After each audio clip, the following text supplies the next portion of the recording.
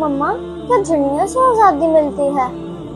नहीं मेरी जान, आजादी दिल से, कुर्बानी से और ईमान से मिलती है। तो फिर हम झंडियाँ क्यों लगाते हैं? ताकि याद रहे ये रंग, ये सब्ज, ये सफेद खून के रंगों से आए थे।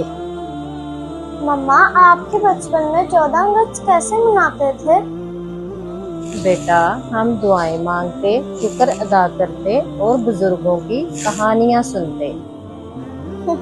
मम्मा, अब तो सिर्फ सेल्फी और साउंड्स की ही आजादी है।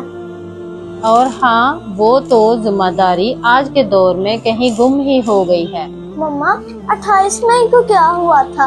पाकिस्तान की सालगिरह दोबारा आई थी। नहीं बेटा, इस दिन पाकिस्तान ने कहा अब मुझे कमजोर ना समझना, मैं जाग चुका हूँ।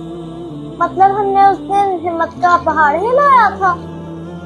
बिल्कुल, हर पाकिस्तान के दिल में एक तकबीर गूंजती थी।